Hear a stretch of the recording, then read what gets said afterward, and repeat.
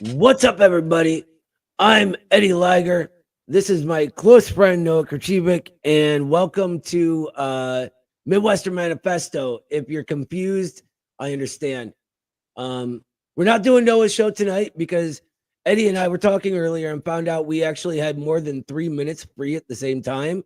So it was sort of like a miracle, and here we are. Oh, yeah.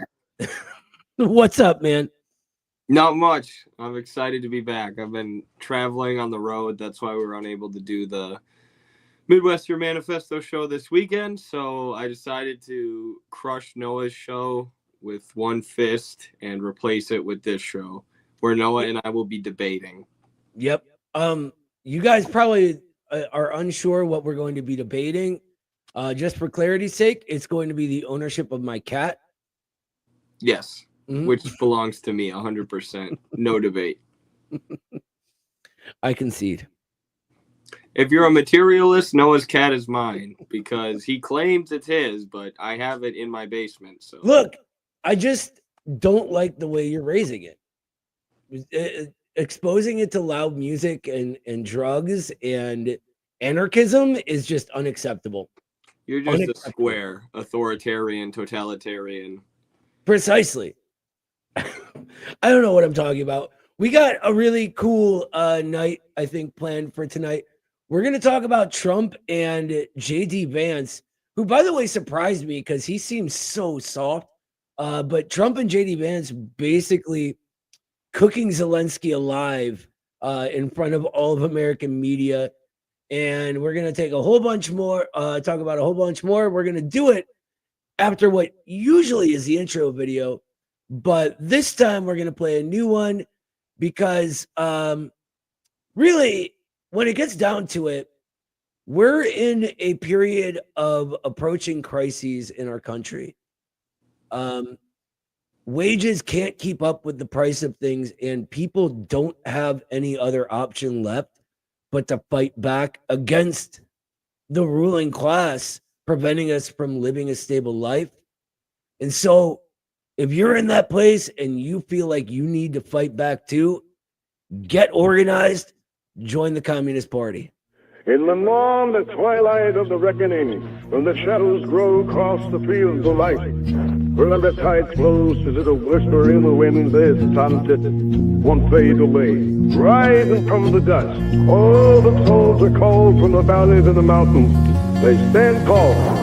The time is to come to face the truth and find the narrow path that is drawn by faces like the red tide's rolling and revealing the sin. Under the moonlight, the judgment begins.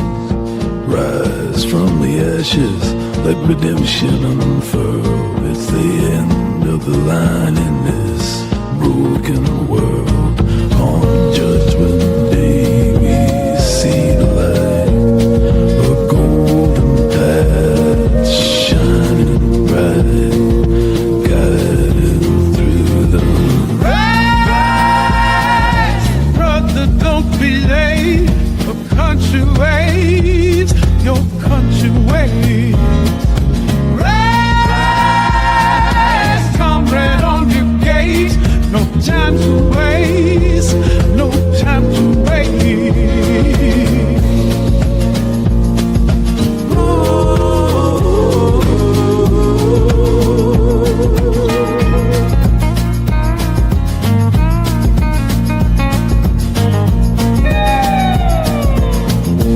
rise, brother, don't be late. On your gate, your country waits. Rise, comrade, for your fate. Will it be forged by what you make? Rise, brother, don't be late. Your country waits, your country waits.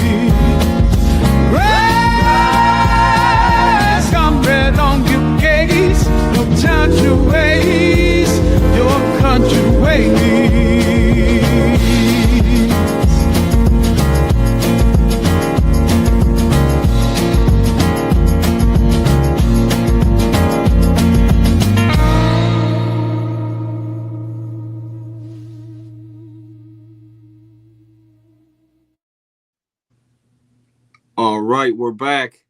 Shout out to Jesus Motorcycle for that sweet promotional video for the ACP. He's pushing out some awesome stuff. Unfortunately, everything he touches turns to gold except for his old computer that he gave me because it crashed out after 1 week. So I'm back on my iPad again, once again trying to raise money so that I can have a computer.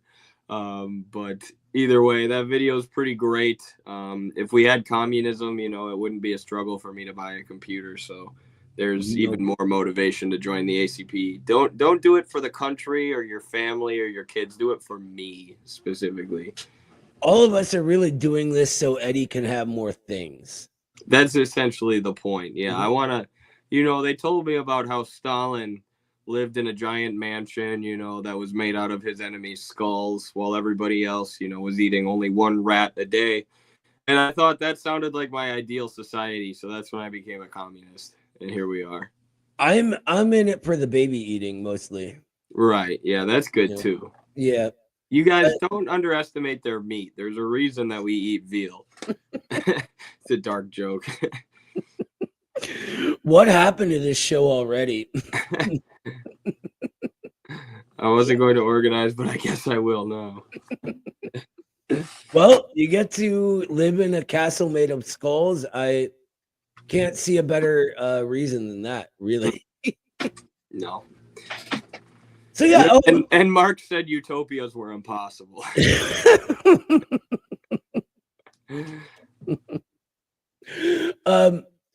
So yeah, we're not gonna do the call-in show tonight, but don't worry. If you guys bug Eddie enough, he's gonna join us for next week's call-in show, and he'll take your calls with us.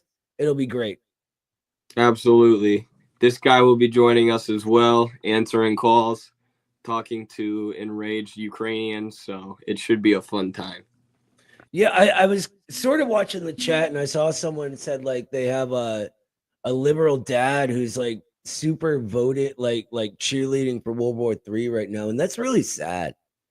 I've noticed the same sort of thing. Like now that Trump is in office, all of the liberals are like getting hardcore behind the Nazis in Ukraine, right?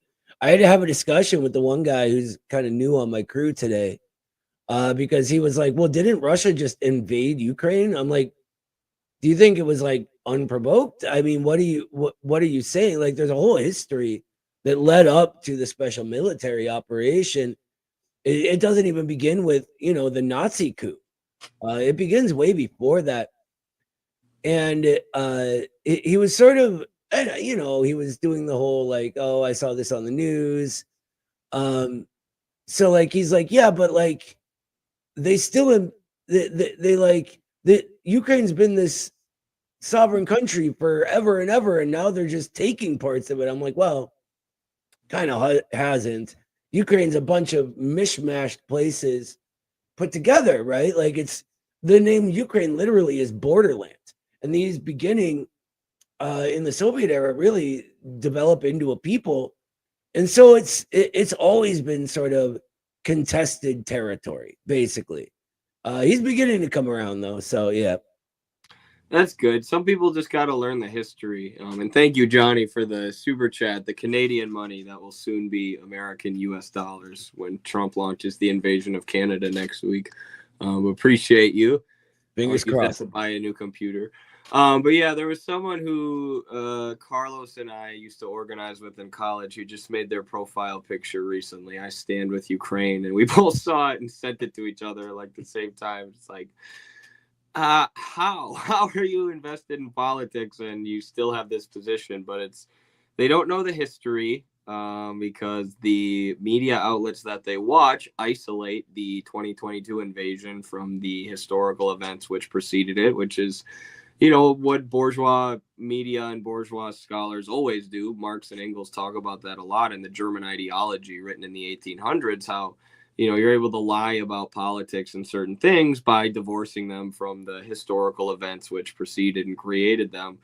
So I'm sure if we were, still in contact with this person, if they hadn't moved away, they probably wouldn't have this position because we'd be able to educate them about what's going on. But when people, don't have anybody who can share the truth with them or aren't following any media outlets that are actually telling the truth. And they're a left-wing progressive person who's trying to help fight injustice for moral reasons or whatever. It's very easy to fall into this. And we're seeing that now with a lot of liberals because, you know, Trump and J.D. Vance, rather, were being very mean to Zelensky. They were being very rude. It's like, oh, they have no decorum. They have no civility. You know, what's wrong with them? And it's like, you guys have this so backwards. Like, Joe Biden has been funneling money into a corrupt Nazi regime and continuing a proxy war and not allowing a peace agreement to happen for 2 years. He's refused to engage with any criticism, refused to even give any kind of pushback to Zelensky and his regime, just giving them a blank check to take as many U.S. taxpayer dollars as they want, preventing them from signing a peace agreement. And Trump came in and said this isn't going to continue. He said that publicly in front of the American media in the Oval Office. He told Zelensky that, you know, this is ridiculous and you're not going to continue to get a blank check from America. So, you know, the liberal reaction to that is just, for those of us who have a coherent understanding of what's going on, it's just wild, but, you know, it makes sense based on how they see the world. I mean, it always boils down to that. Like, we have to defend these Nazis from these evil Russians, right? And even when, they can't even deny that they're Nazis these days. They don't even try. But they're like, well, that Russia still invaded.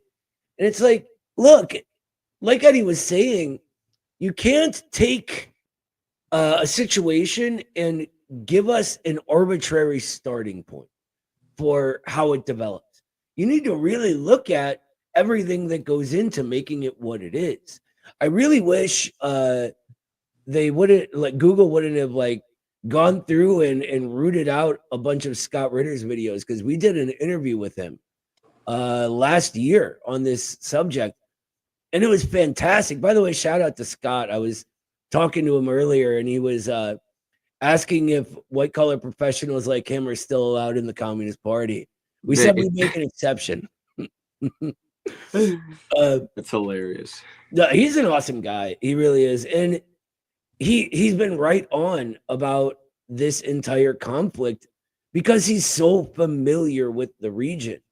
And when the mainstream media just takes history and gives you just this tiny slice, it automatically makes it lose something. You don't get that sort of more full analysis that you need to understand it. Like, for example, the Communist Party in Russia had been pushing for intervention since before the special military operation happened. They did as soon as the coup happened and the Nazis began banning the Russian language. Now, if you're unfamiliar with Ukraine, that doesn't sound that terrible for the Nazis to do, but a very large chunk of people living in Ukraine speak Russian as their primary language, especially in the East. And this leads to the secession of the Donetsk People's Republic, right? The Donbass, whom these Nazis were killing, just straight out killing. What really ends up happening is Russia steps in on their behalf in what amounts to a civil war. I don't know. Yeah, let's play the video and react to it and break it down step by step here. So Noah's got to play it because I'm on my iPad. I see an interesting comment here, TG, and you can comment on this too if you want, Noah, but he says, the empire called it off. They just waited for the Trump administration to performatively announce it. I don't know if I agree with that, but it's definitely a possibility. It's definitely something that's crossed my mind, or maybe because Politico and some of these outlets that are just straight up, mouthpieces for the owning class we're coming out and publishing articles saying that the war is not going good for Ukraine. They gave up on this lie, this propaganda talking point that Ukraine was winning. So that made me think maybe, they saw the writing on the wall and they just waited for the Trump administration to actually say it. Because you also had neocons like Marco Rubio falling in line with what Trump's position was on Ukraine. So I definitely think that's a viable option. It does bring up a good point, though, Eddie, that our ruling class is not all on the same page right now.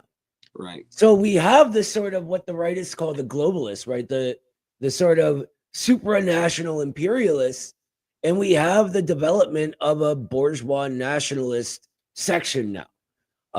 I sort of look at Trump as a bourgeois nationalist the way FDR was a bourgeois nationalist, right? Just with a different sort of branding to him. And so you would confuse a lot of DSA members by saying that, but it's an accurate comparison. I'm sure I do. But they're confused frequently. So what are you going to do? But this seems to be like going into an open conflict, and we can sort of look into the whole creation of the Doge, right? And destroying USAID as part of that. Now, they're also doing a lot of really negative things with this, especially regarding labor relations. But I think that they're sort of stripping of the USAID is part of their internal struggle within the capitalist class. So it puts us communists in an interesting position, right?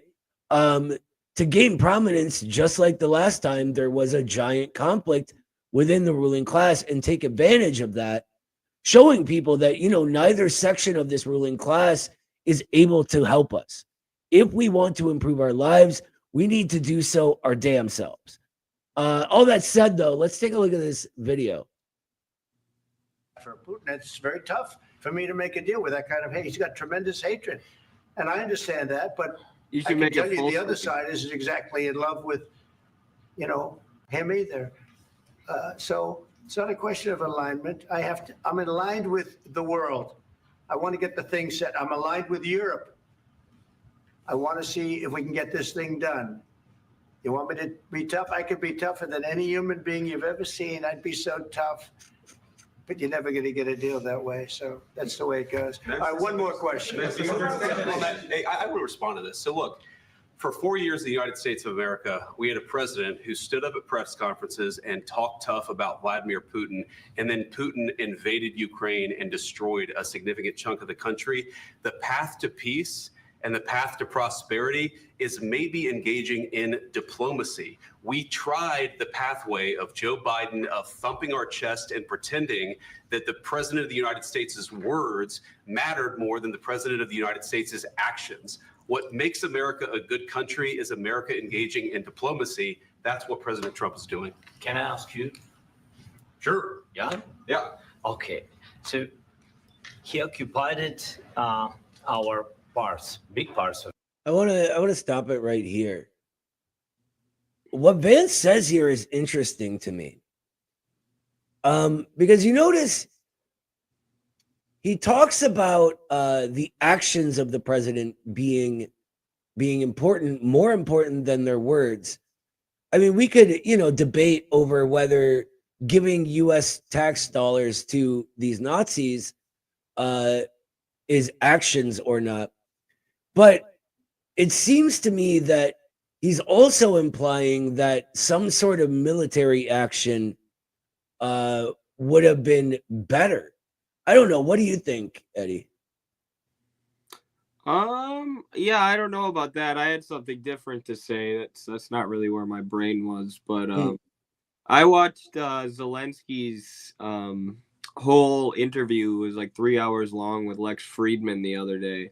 Because I hadn't actually listened to that much from him. I know the conditions that brought him to power, and I know, about the different political forces in Ukraine, but I hadn't listened to him speak that much directly because it was mostly just like liberal propaganda. But I came away from that podcast thinking he was such an insufferable human being and such a terrible at making the argument. And he won't even let He wouldn't let Lex Friedman say that Russians are human beings, that they're people. He said that, they're people just like your people. And he's like, no, I look at them as animals because they're against this. And the Lex would try to bring up some of the factors that provoked it. No, that you say you're, all of it's Putin propaganda. Like, he is the most, he's such a fucking liar, and the lies are so bad. It's like, how are you not embarrassed of yourself? So to watch him get called on his bullshit to his face, regardless of who it's by, it was cool to see. I'm sick of this guy, completely tired of him. Yeah, I couldn't agree more. Of Ukraine, part of East and Crimea. So he occupied it on 2014. So during a lot of years, so I'm not speaking about just Biden, but those time was Obama, then President Obama, then President Trump, then President Biden, now President Trump, and God bless, now President Trump will stop him. But during 2014, nobody stopped him. He just occupied and took. He killed people. You know what the contact line? 2015. 2014. 2014 and 2014. 2014. Yeah. So I was not here. Yeah, but That's exactly right. Yes, but during 2014 till 2022. You gotta love Trump's Yeah, ego, this is man. what- You gotta love that. He's like, oh, 2014, I wasn't here. Well, he's right. It was Obama who overthrew Ukraine's government. That's very true. The situation the same. The people have been dying on the contact line. Nobody stopped him. You know that we had conversations with him, a lot of conversation, my bilateral conversation, and we signed with him, me, like a new president. In 2019, I signed with him the deal. I signed with him, Macron and Merkel, we signed ceasefire. Ceasefire, all of them told me that he will never go. We signed him with gas contract. Yes, but after that, he broken this ceasefire. He killed our people and he didn't exchange prisoners. We signed the exchange of prisoners, but he didn't do it. What kind of diplomacy, JD, you are speaking about? What do you mean? I'm talking about. All right, real quick before he gets into this, because it's really good. I want to point at where Zelensky begins.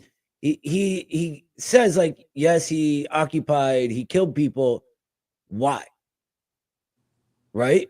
They never get to why that happened. They never get to the breaking of peace deals before this, right? They never get to Minsk. Those types of things are always ignored, and that always bothers me. This is true. Zelensky talks like he's trying to win a Reddit argument. LOL. It's because the shit you read about Ukraine on Reddit and what this guy's saying come from the same places. It comes from the National Security State and the U.S. State Department. This is why we say State Department talking points. Use that phrase. When USAID shut down, there were like thousands of Reddit accounts and Reddit pages, moderator accounts who were moderating all these pages that also got shut down. Right, the CIA is heavily invested in the internet, and they basically have this app Reddit completely controlled, which is part of the reason Reddit is such a joke and nobody trusts it. So the same nonsensical, ahistorical talking points that are being pushed on Reddit are the ones that Zelensky uses, and that's why he's so insufferable. It's like, you're the president of a country, dude, and you're reading off like these Reddit talking points that anybody who actually knows the situation knows are lies. But thank you for the super chat, Pranav, and also Red Maze. Thank you for the $25 super chat, brother. Yeah, thank you guys. I think, like, here's my thing, and I was just watching an interview with Putin where he goes, look, Zelensky is good at one job, and that's acting, right? He's reading the script that's been prepared for him. He was an actor, but that's a lot different than being, like, he's playing the leader of a country, right? But that's a lot different than actually being that person. And when it gets right down to it, when he's in the room with Trump, who is nowadays used to that role, like used to being that person, that the leader of the country, you can just kind of tell that they're not speaking the same language. Right? Like while Zelensky is reading his script basically and doing a good job acting, Trump just kind of shoots from the hip. He says what he's thinking is politically smart rather than what was written for him by the intelligence and his teams and whatever else. That's just Trump should have told him, you're fired. That would have been a about cherry. the kind of diplomacy that's going to end the destruction of your country. Yes, but if you Mr. President, with respect, I think it's disrespectful for you to come into the Oval Office and try to litigate this in front of the American media. Right now, you guys are going around and forcing conscripts to the front lines because you have manpower problems. You should be thanking the president for trying to bring it into this conflict. Have you ever been to Ukraine that you say what problems we have? I have been to. Count once. I've actually. It's so stupid, bro. You guys are picking up people in vans and shipping them to the front lines. You guys are drafting disabled people and 18-year-olds and sending them to go die while rejecting any kind of peace agreement. Have you ever been to Ukraine? If you come to Ukraine, you see Putin real bad and you give us money. Not even money. Give us credit. We will pay you back. I'm so sick of this guy. Yo, Russia, depose him. Just kidding. I Kidding hate JD Vance with a burning passion, right? Like I read his stupid book, like pretending neither here nor there. I do not trust Peter Thiel, and he's always been Peter Thiel's kind of little, toady. But right there, I really liked him saying that. He's like basically saying, you mean to tell me you're going to come into the Oval Office right now and try to like play this little sob story when instead you should be thanking the president for offering to save your country from utter destruction, which is where it's headed if you keep sending innocent conscripts to die in front of Russian guns, right? Like you have to understand where the Nazis are at. People there do not want this war other than the Nazis. And the Nazis are not a majority. They never have been, right? So they need to force people to fight. They're slaughtering an entire generation of men for this, for a war they can't win. Right. And we should be clear. I mean, it is also, it's cool to see, but it's also a propaganda stunt by Trump and JD, which is pretty ingenious because they know, especially their base, but much of America in general is tired of fueling this proxy war. They're tired of funding it. They've gained an idea of the history of the conflict and what's actually going on, and how NATO has provoked it.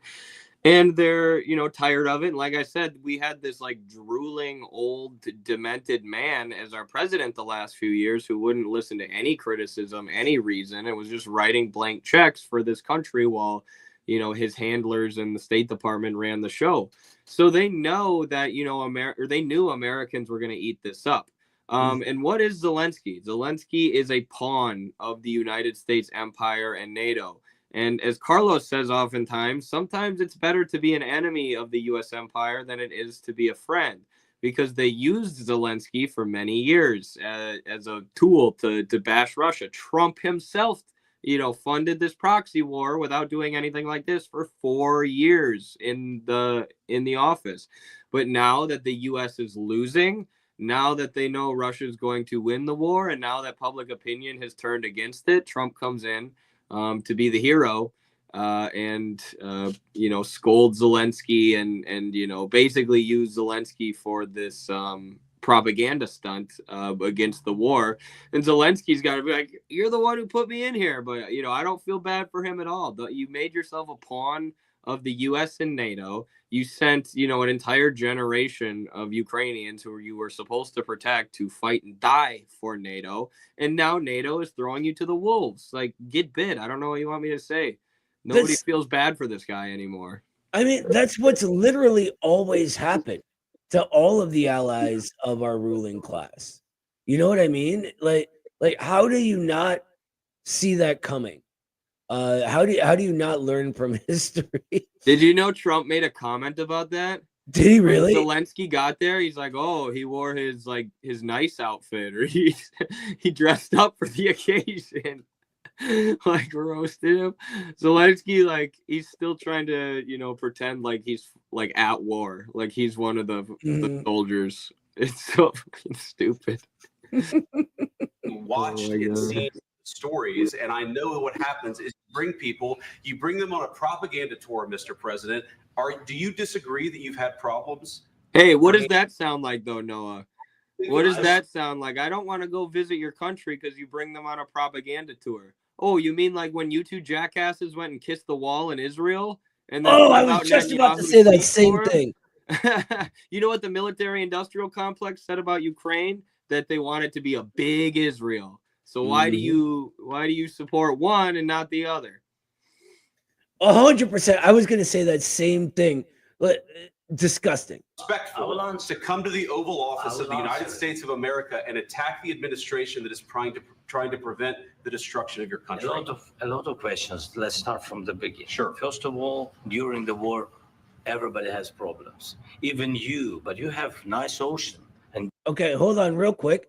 I just want to point out Zelensky's pouting little kid body language. Like he's like, as he's trying to say that that Russia's gonna invade the U.S. Well, they're gonna come get you next. Like, no, they're not, because we're not run by Nazis right on their border, killing their people. Right, like that. Russia invading America is ridiculous. Again, like Eddie said, we're not run by Nazis right on their border, killing Russians. But yeah, don't feel now, but you will feel it in the future. God bless. You don't know that. God bless. God bless. You will not have a war. Don't tell us what we're going to feel. We're trying to solve a problem. Don't tell us what we're going to feel. I'm not telling you. Because you're in no position to dictate that. That's exactly what you're doing. You're in no position to dictate what we're going to feel. We're going to feel very good. Feel influenced. We're going to feel very good and very strong. You know, this part was interesting to me too, because since we've joined the party, and with the help of Kyle Pettis, who has a lot of negotiating experience, there's a lot of negotiating that goes on. There's a lot of like making deals and saying, we'll do this for you if you do that for us. And, this would be like us going up to the Democratic Party and being like, why don't you guys give us all your money and like support all of our efforts with a blank check to, do what we want to do politically. There's no reason for the Democratic Party to agree to that, and for forever, Biden hadn't pushed back at all. He had just said, yes, of course we will give Ukraine a blank check. Of course we will continue fighting a proxy war with Russia, because he believes that, U.S. State Department, U.S. ruling capitalist class logic that says Russia is a competitor and therefore needs to be destroyed and needs regime change. He, never, ever, ever questioned that logic. And, at this age, he doesn't have the mental capacity to even do so. And it's completely ridiculous, though. Like in an actual negotiation, Ukraine has nothing. They have lost the war. The U.S. has given them endless money. It's led to no success, only prolonging the war and leading to more deaths. What leverage does he have over the U.S. to say, yeah, you have to continue giving us all your taxpayer money? It's like childlike negotiation. The only possible leverage they have, right, is one, turning against them rhetorically, which is weak. That would have had to be played first. Two, the sort of ability to allow our financial elites to use their country as a colony, which they already gave, right? And I did a video on that. And three, their military strategic position, which they've also already given. So they have nothing. I don't know. You're right now not in a very good position.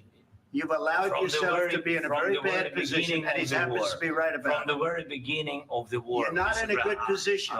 You don't have the cards right now. With us, you start having cards. Right now, you don't. You're playing cards.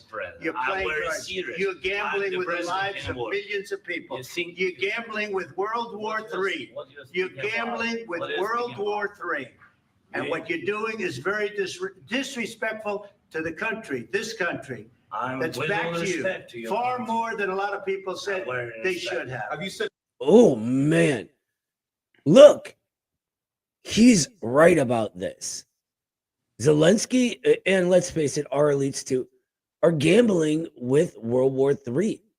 And Zelensky's hearing this, and he's looking like, again, like a pouting child, like he's pulling faces, and Trump's just like, you're being very disrespectful.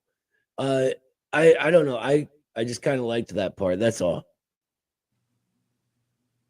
Thank you once. This A lot entire of meeting. times. No, in this Even entire meeting, today. have you said thank Even you? today. You went to Pennsylvania and campaigned for the opposition in October. Offer some words of appreciation for the United States of America and the president who's trying to save your country.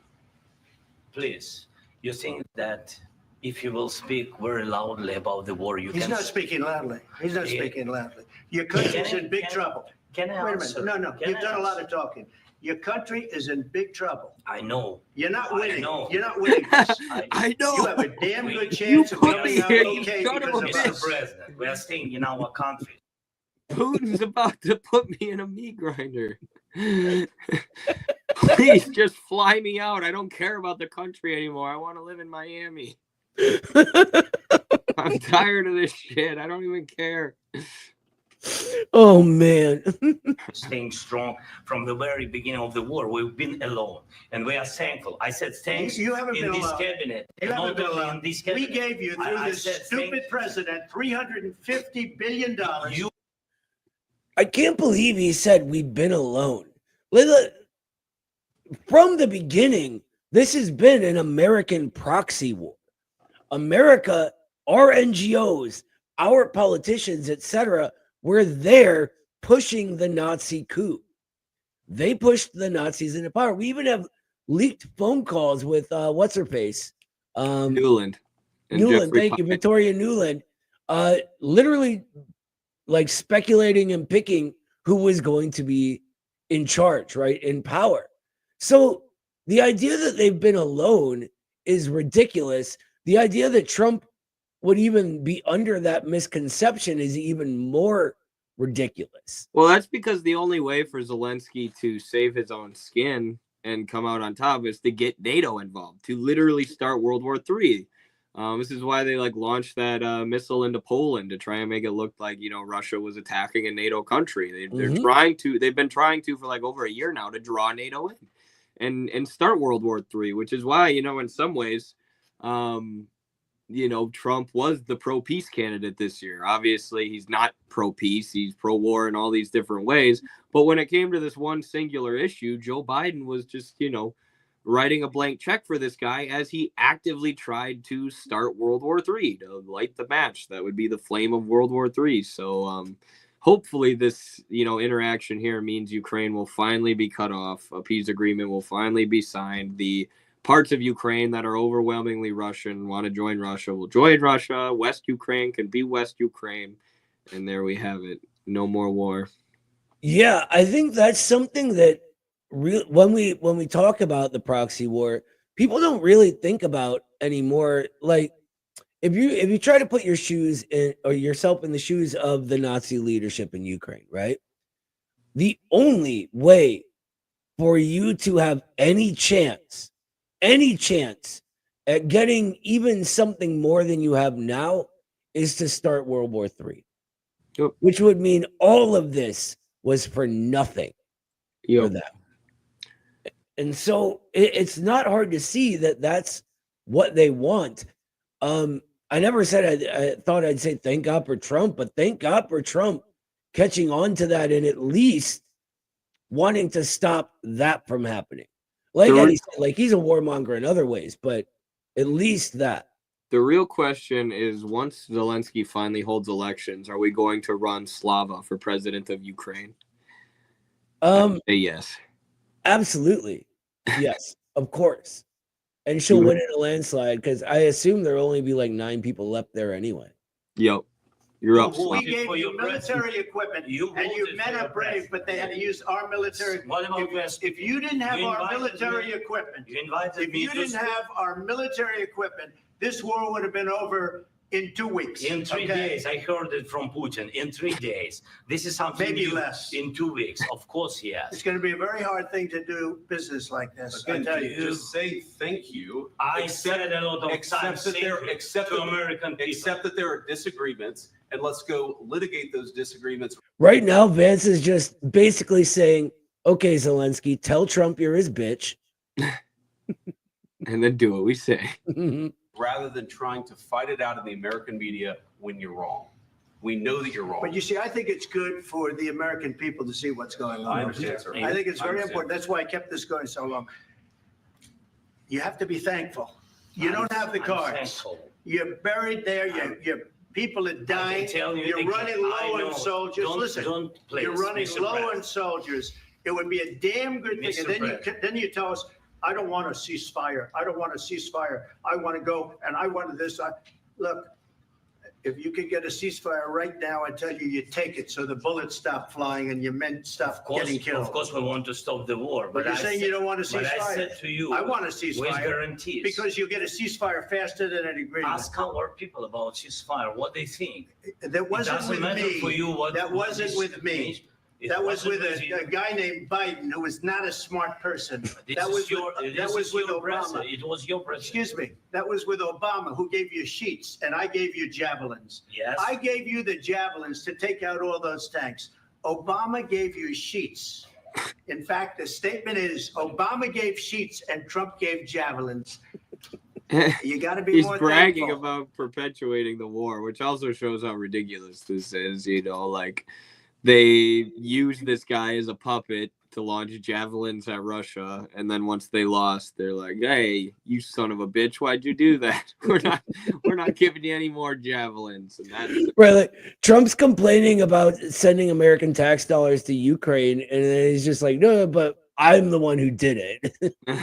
I gave you javelins. By the way, look at I think Zelensky caught on to that because look at his face right now. He looks like he's looking at someone on his team like, is this dude serious?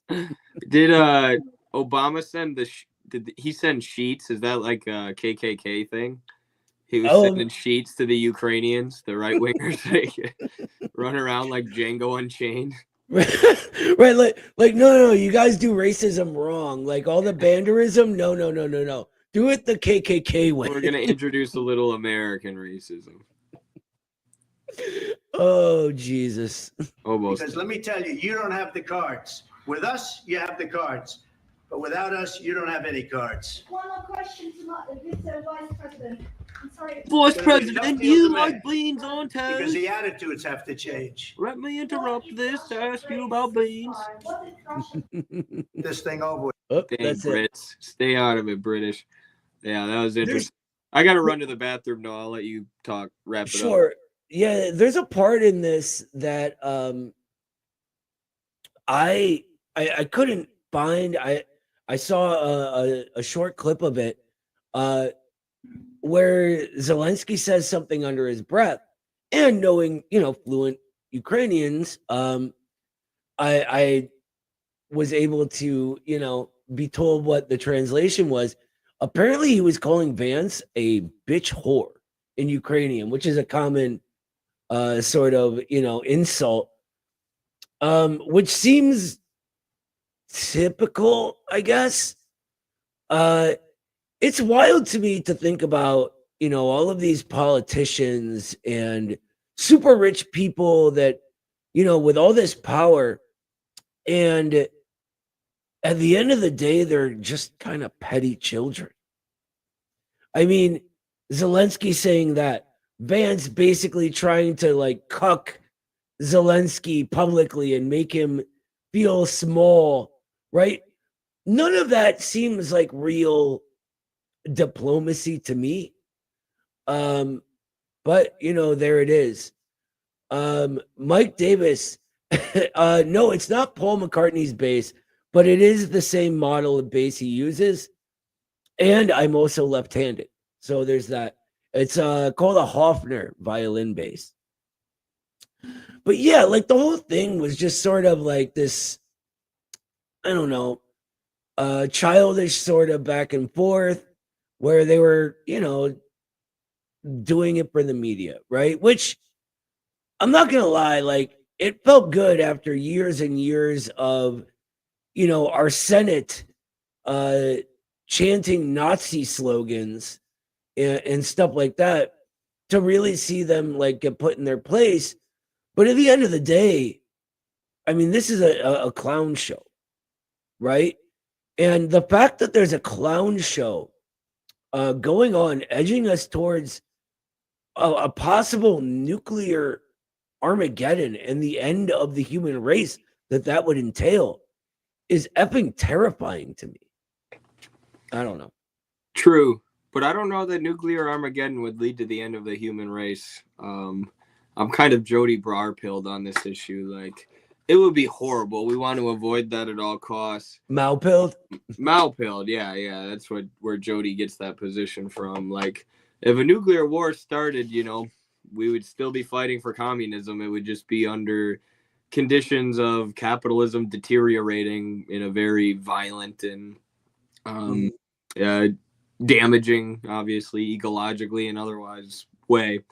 But, you know, it would be a state of complete chaos where, you know, it actually, as morbid as this is, it would provide an opportunity for communist parties. So I don't know. It's not that big of a deal. Obviously, we all agree that we should avoid nuclear war, but I think it is good to keep in mind that even in a nuclear war, that's not the end of humanity or the struggle. I mean, I'm 100% ready for a zombie apocalypse. We've been preparing for years. Ever since I saw Zombieland, I was like, "This." Like, you are welcome in our bunker any day, Eddie. Hell yeah. I'm like half joking, but we have like all kinds of, you know, prepper stuff in our basement, like water purification stuff, body armor, guns, all that stuff, MREs. It's good to be prepared just in case, right? But I think so. I don't think it's that ridiculous. Like, we all rely on the supermarket, on the Walton family for our food. What if, you know, that food isn't there one day? Or what if they decide to take it away? Or what if they say, you're not going to get any food unless, you know, we put this World Economic Forum implant in your hand that you use to pay for it. You know, you gotta be aware of stuff like that. That's why I think like the community service work that we do, like doing community gardens and creating community areas, like, you know, people act like, some people like mock that, which is just weird to me. Why are you mocking people doing work in their communities on the internet? Like, really think about that, how big of a piece of shit you are. But like, it is actually like revolutionary in a way. It's not, you know, you need to be doing labor organizing and all this other stuff. You're not going to get a revolution from cleaning up trash, but it's laboring not for profit, but for the community, for the public space that we all have, and to bring the community closer together. And then, you know, in a situation where the system breaks down in a serious way, like, those community groups and locations are going to be essential to survival and political struggle. So I don't get why people hate on community organizing and specifically community service. I mean, I do get it. They're just like bitter people who think they're Nazis, but they're antisocial and Nazis, and they're horrible people mostly. But it brings up a really good point, Eddie. Revolutions aren't subjective, right? They don't happen because we get everyone to agree that communism is the way to go. They happen objectively, and we subjectively participate in them, right? And let's say that we enter some kind of constitutional crisis. These days, that isn't really that far-fetched. You know what I mean? Let's say that happens and the government begins to fall apart. People already have no faith in it. They have no faith in the media, no faith in the giant corporations, all of this. Who do you turn to? Midwestern Marx. Well, who do you turn to when that happens, when it all falls apart? The people you trust. And so all these like anti-communist leftists all over the internet that just run around criticizing everything, or liberals who think like, you know, their amalgamation of a milieu is going to be trustworthy during this, are dreaming. You're going to turn to your neighbors, your coworkers, and the people who have earned your trust. And the Communist Party is interested in bringing these communities together. That's why we say we don't start a community from scratch and go into other people's communities and say, we're going to lead you because you're bad and we're enlightened and we'll tell you what to think, all the good thoughts. No, we build those connections up because when things go bad, you depend on your neighbors. You depend on the organizations you know are there for you when no one else is. Yeah, the most interesting ones to me are like these dogmatist wreckers who call themselves Leninists or Marxist-Leninists. I'm like, you haven't read Lenin's theory and especially haven't read the history of the Russian Revolution at all. Like, the first revolution wasn't spearheaded or led by the Bolsheviks. Like Noah said, it was just an objective revolution. It was the people rising up against the shitty system. And sure, the Bolsheviks were doing, propaganda and organizing and agitation and stuff like that, trying to move it along. But it happened objectively, and the Bolsheviks were ready for it, and they gave it coherence and a theoretical outlook and all these different things. So if you look at what's happening in the U.S., where you have all these MAGA people who are absolutely furious at the system, it's like these are the objective revolutionary conditions of our country, right? You can agree with DSA and their program as much as you want. Like, that's not where Americans are at. Anti-establishment working class Americans largely, either support Trump or, are indifferent or are, some are third party and a few are still attached to the Democrats because they think they're pro-labor. But for the most part, that energy is in MAGA, but we need to be reaching out to all of these people. And, it's not going to the American people and saying, here's what you need to think. And then they'll go, oh, you're right, I'll overthrow the government now. No, you speak to what they already know. They probably already implicitly want to overthrow the government. You just can come along and help them understand why they feel that way. And, that they're not delusional for feeling that way, because the whole media apparatus has been designed to gaslight them and tell them, no, actually, you're fine. And if you're not fine, working 40 plus hours a week, you need to go to the pharmacy and take these pills to be normal and to be balanced. Yeah. But anyways, not to mention that the objective anti-establishment energy sees these sort of like dogmatic wreckers as defenders of the system, right? Like, they've divorced themselves so much from the working class and the actual proletariat as it exists that they sort of police working class people and tell them they're evil over like silly things like, if you don't want children to take dangerous hormone drugs and things like that, right? Then you're evil for them. You can't be a revolutionary and you're the enemy. And so what do you think happens when you tell people that? They align against you. They see you saying the same things as the ruling class, and they're never, ever, ever going to trust you. Exactly. Well, are you ready to shit on Obama? I don't have that one. Clock 8 years. Just go to my TikTok account on your desktop and then look for the one that has 1.5 million views. It was pretty recent. I may not be able to do it. I hope your TikTok isn't logged in on the Institute account. Is your TikTok logged in on the Institute account? You don't need to be logged in. Just search Edward M. Liger on TikTok.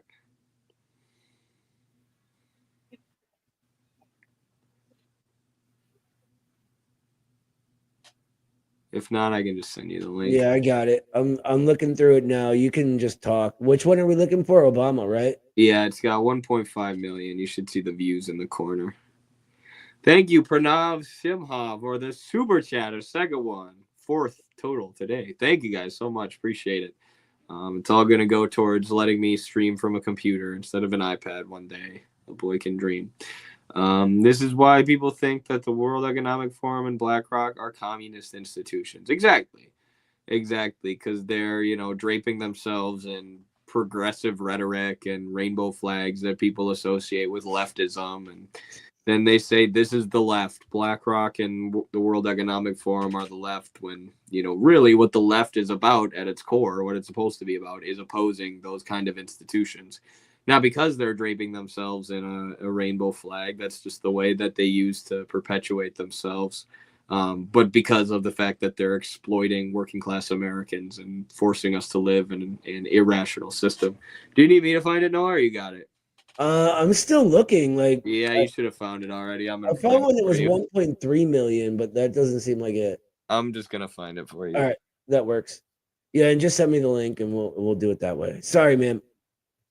I'm too old to understand TikTok, so there we go. I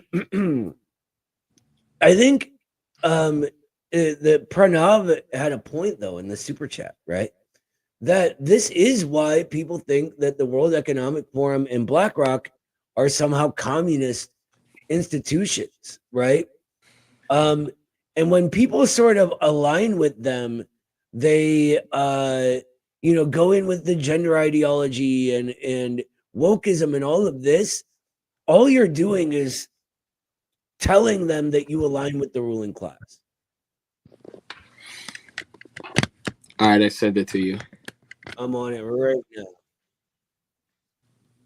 All right, let's share my screen though, huh? Don't you guys miss Obama? I sure do. Obama's the reason I have blisters on my feet right now. Don't you guys miss Obama?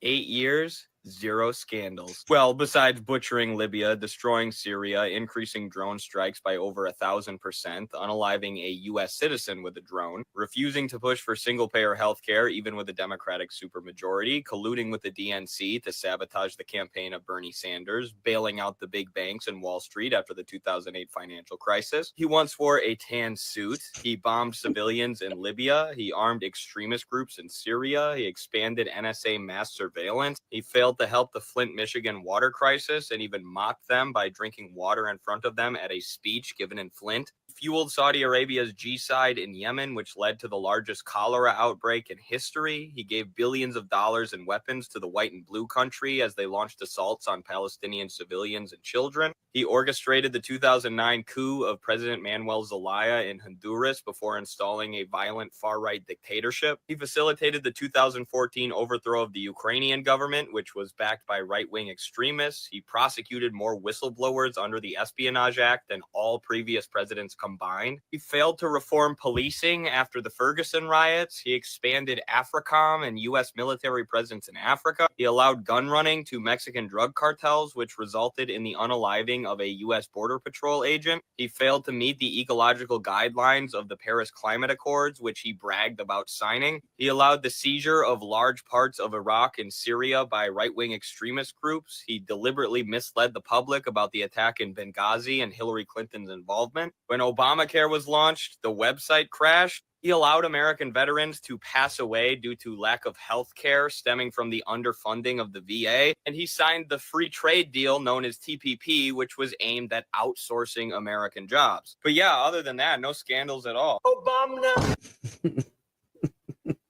Thank you, Michelle, for being a 4-month member. Oh no, a tan suit, absolutely unforgivable. It's amazing how many times I have heard that. Like, I've heard Obama's only scandal was the tan suit. Some liberals really believe that, but I think at this point, most people are at least aware that Obama bailed out the big banks and destroyed Libya. Or maybe not most people when it comes to Libya, but most people are aware of how he dealt with the 2008 financial crisis and that it didn't need to be dealt with that way. No, it could. And here's the thing, like, with all of these mortgages, if you think about say you're going to make a bailout, you could give all of this money to the people living in these houses, right? And then they could pay the loan. But they didn't do that. Instead, they skipped the people, gave the money to the banks, and the people got kicked out of their homes. That's what happened. And that's without going into like the whole complicated thing of how they were really ripping us off. But that's just like the most obvious thing. One of the things I thought was funny was when they talk about how Obama had no scandals, sometimes they'll bring up that Tucker Carlson like called him like fancy pants or something for using Dijon mustard on a hot dog. And it's like So Obama was the guy who crashed into the building in that Tim Robinson sketch. Do you know what I'm talking about? No. You have to explain you that. gotta watch Tim Robinson. There's a hot dog. This is way off the beaten path. I'm gonna ruin it too. There's a hot dog car that crashes into a store, and Tim Robinson, the comedian, is wearing a hot dog suit, and he's like, "Who could have done this?" Yeah, that's on I Think You Should Leave, right? Yes, yeah, that's Yeah. Tim Robinson's show. Yeah. But anyways, it's weird how the Democrats really haven't recovered from Obama. I don't know. He also helped create the conditions that allowed for Trump, so I think it's interesting how well that video with Obama scandals did, because, Americans are now aware that he was not this perfect scandal-free president that he was portrayed as. And in fact, he was very awful. When I was making that video, I'm like, holy shit, it's like a scandal for every day the man was in office. He was just like wrecking the country nonstop. But, that kind of...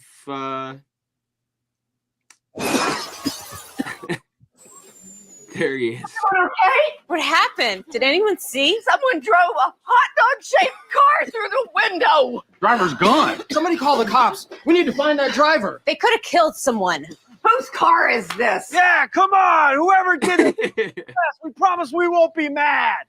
Okay, stop it so we don't get copyrighted. We promise we won't be mad. Someone confess.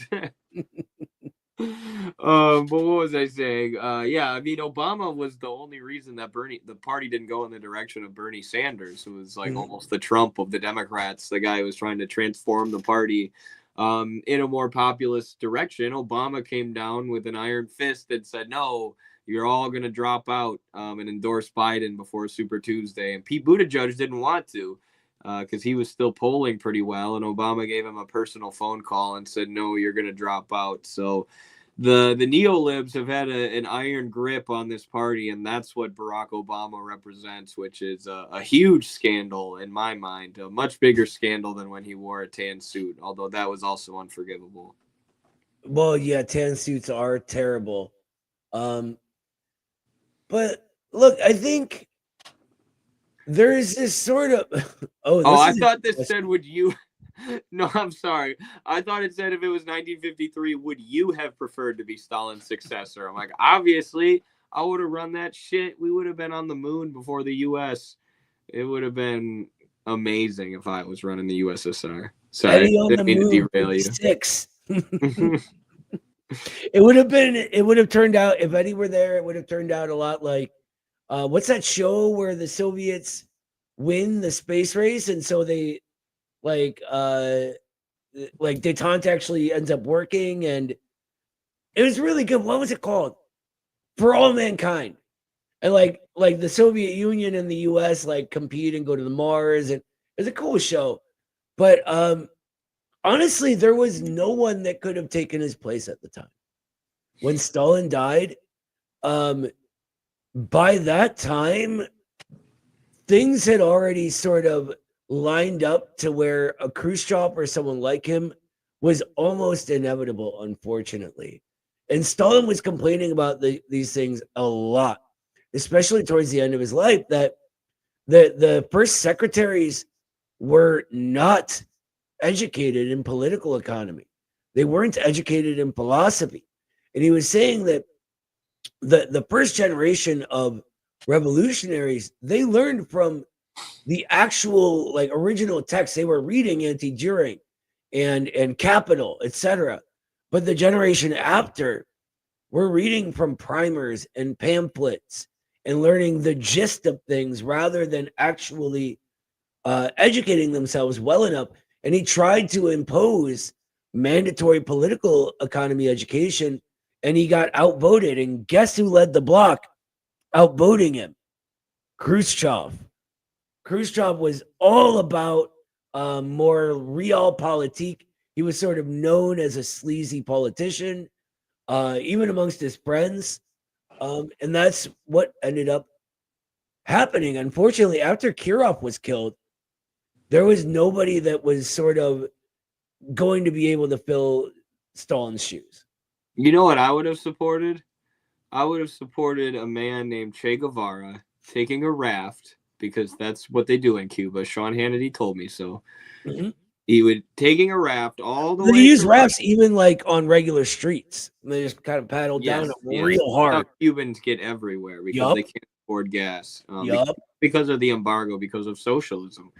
But I would have had Che Guevara take a raft all the way to Russia, throw Khrushchev out of like, not like a 10th story window, but like a 3rd story window. So he was like, you know, in the hospital for a while, not dead, but like, you know, you can't be a leader in this country, buddy.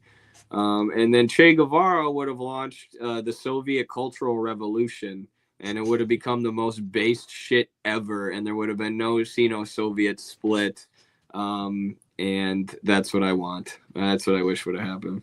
I'll tell you what, I would have went and tapped Evie Elienkov while he was still in school, and gotten him out, because he kind of got forced into being trapped in the academy, believe it or not, and the Soviet academy, not like ours, just so you guys are clear.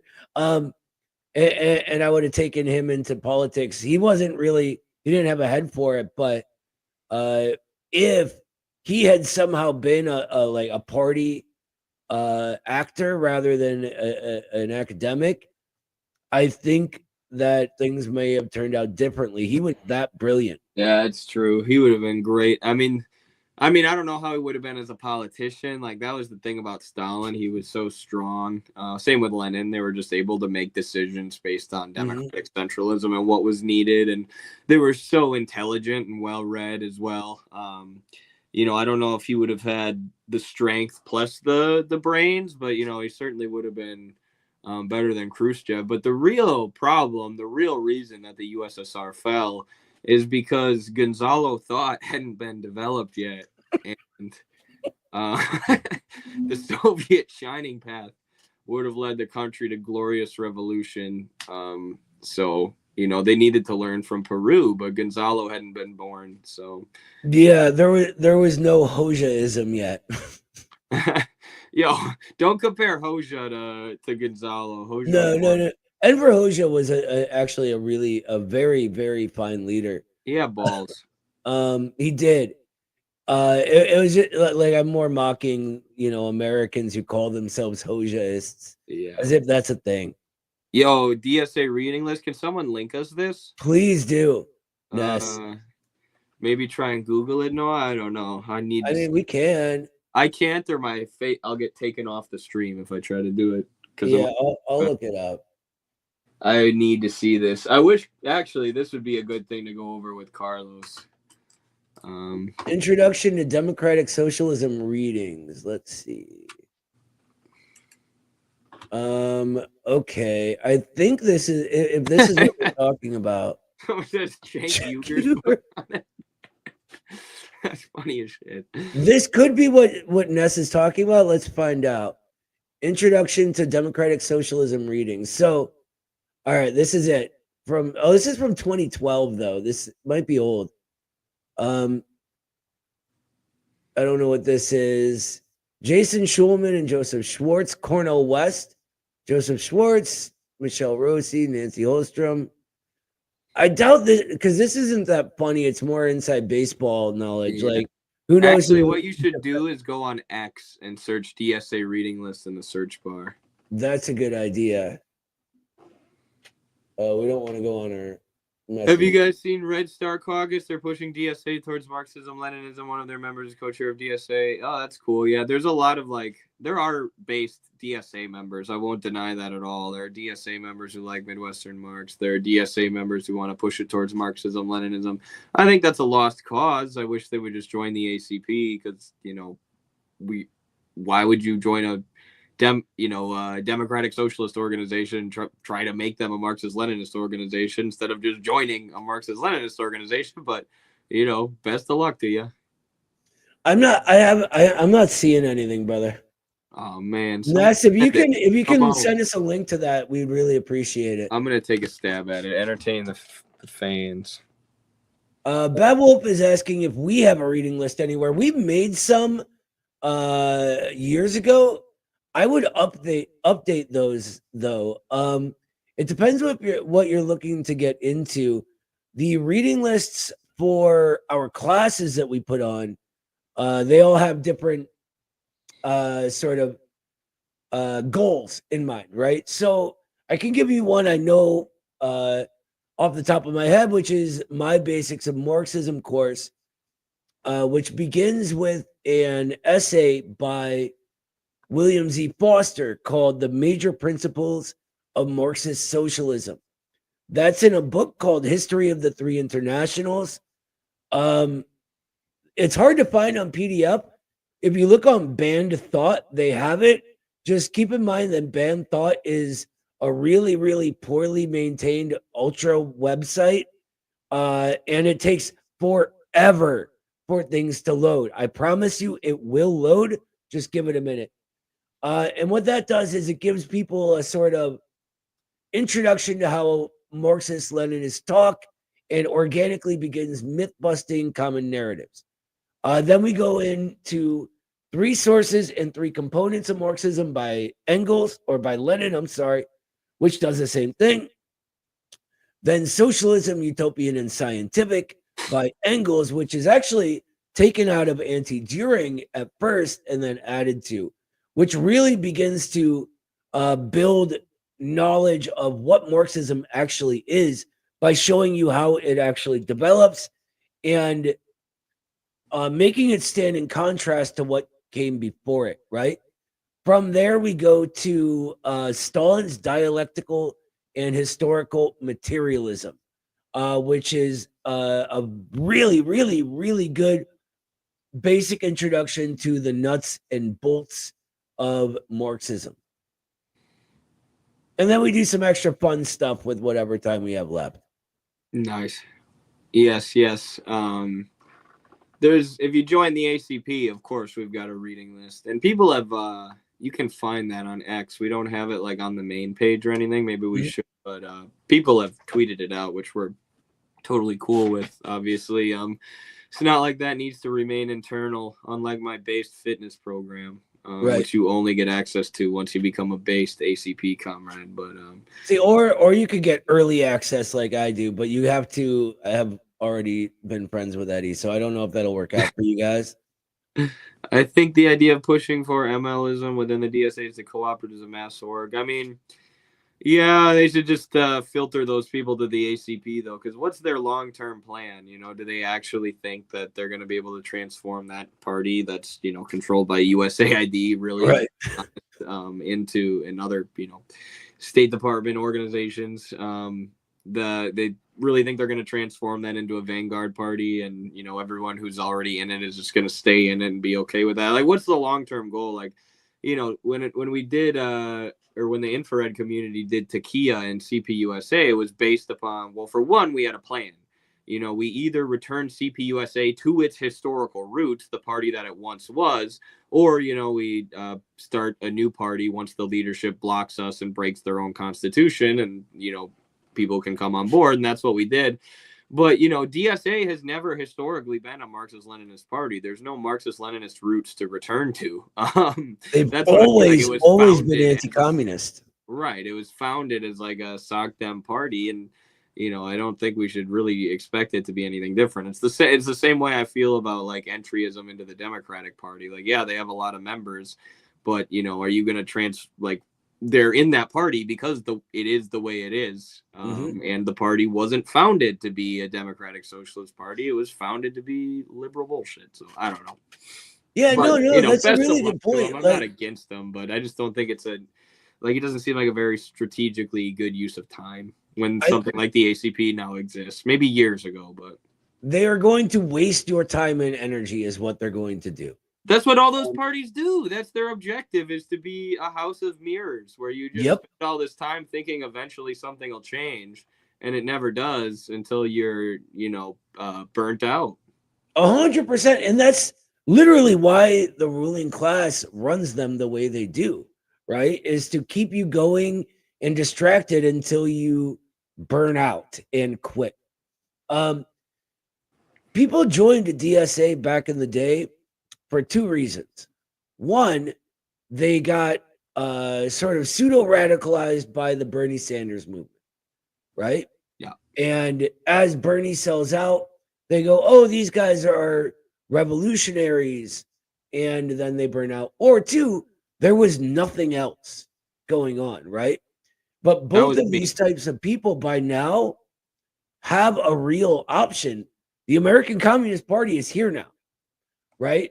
I also want to clarify one thing about back in the old party. We were also trying to work within the old party here with Midwestern Marx. And it was kind of funny to like run into Infrared and meet them and go, oh, you guys had kind of the same idea we did. Like, let's see if we can return this party to its former glory, right? It was I was basically doing Takia just on my own. And we had talked about that, we just didn't tell the audience to do it, but the audience was already doing it because we had a lot of audience members in CPUSA, and of course they agreed with us that the party was an appendage of the Democrats. Right. And they weren't allowed to say anything about it because they would, look what happened to me, right? You get blackballed, you get smeared, you get people literally calling themselves your comrades, trying to ruin your life. Joe Sims hits on your mom. It's crazy. They do all sorts of weird shit over there. Can the ACB field candidates? Yeah, actually, Noah's the mayor of Ohio. Yep. No, that's true. But we only do it when we're confident we can win, like Chris Halali. Right. I was a write-in candidate without any competition, so it was really easy. Mm-hmm. There's like 6 people in all of Ohio. Yes, I'm the mayor of my house. Believe it or not, the former mayor was a dog. Is that real? No. Dude, I don't know. There have been like horses who have led countries. Caligula appointed one of his horses. I could see Trump doing that with like a dog. Yeah. By the way, one thing I actually liked about Biden was he had 2 dogs that would not stop biting Secret Service members. They have like a long family history of dog abuse. Dude. Do they Did you really? see that Chuck Todd video? Here, we should No. react to this before we end. I'll pull it up. Okay. I'll be right back, everyone. Oh, I'm excited to see this Chuck Todd video. I had no idea the Biden family were abusing their dogs. That's messed up, man. We have actually, what's funny, we have a portrait of Bill Clinton's cat, Socks the cat. My sister painted it for us, for my wife and me for like our 10th anniversary or something. I forget what it was. But it was because like years ago, I had randomly told her that the only Clinton I like is that cat. And so she like did this thing, like, what if the cat had been the president? And so that painting's up in my living room right now. All right, check this out, Noah. This is from your buddy Lionel, who you were on RT with. Oh, I loved that guy. It was so good. I don't know how he found it. It was on some obscure podcast that he did with Steve Schmidt, the Lincoln Project guy, which every time I see something like that and I see the views that they're getting, I'm like, these people would not be able to do what we do. They're all propped up by money, and they get a fraction of the views that we get with zero money, where we're barely able to support ourselves because we actually, number one, he shouldn't have run for president. live off the views that we get and the stuff that we actually put out, not these corporate think tanks. But anyways, thank you, Zero Cult Leader. Appreciate you, brother. Love the super chats, y'all. This is Chuck Todd talking to Steve Schmidt of the Lincoln Project, and they really offer some good criticisms of the Democrats here, but especially the Biden family.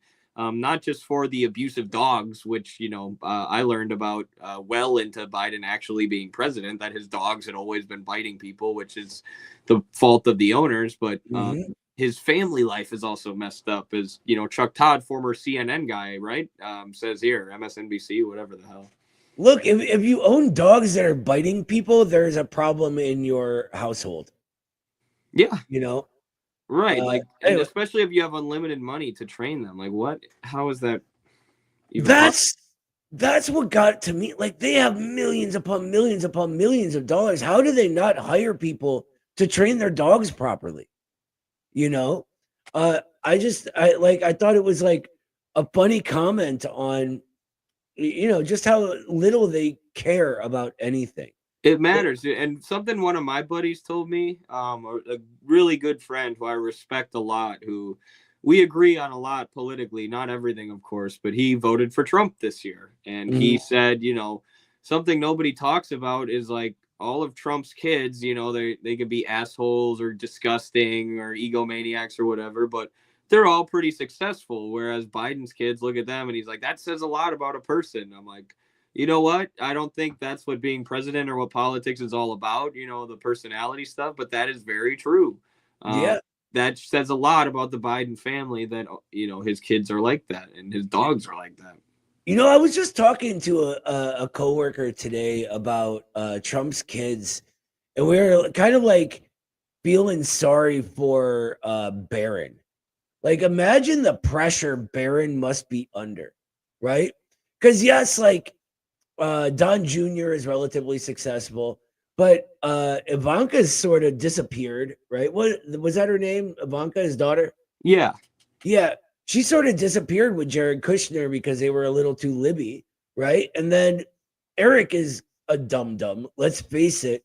Like, I feel like Trump's hopes are really pinned on Barron. And you can tell he's kind of hard on his kids. Like, he seems like the kind of dad that, like, would straight up be like, no, Eric, you're a disappointment. I think he was a little pissed when Elon's son was being a shithead in the Oval Office and Elon wasn't doing anything. Oh yeah, like you could tell that, like he was like, "Are you for real, Elon?" And by the way, did you also did you see that video of when Elon got off the plane and straight up just left his kid? Just left him, like walked off. The kid's like playing around and hopping off, and Elon's just zoop done. He is such a disgusting creature. He really is. Anyway, let's watch this video. Time for them to move on from Schumer, but this is why I go back and say the Democratic parties, Joe Biden never should have been there in the first place, right? Number one, he shouldn't have run for president. I completely got so angry at Joe Biden, the man, when I read the transcript of the Hunter Biden trial, and when I realized that not one, not two, but three Biden children, and I count Bo's widow, were all dealing with drug problems in 2018. And Joe Biden said, now's a perfect time to run for president because who cares about our family? I have to tell you something about Joe Biden. There's this mythology about Joe Biden that the man cared so much. It's all bullshit. This man supposedly cared so much about his family that he commuted every day. Guess what? This man cared so much about his political career that he commuted every day, right? Like I could take the same fact and it created a myth, and he did it for 40 years, God bless him, that he was this incredible family man.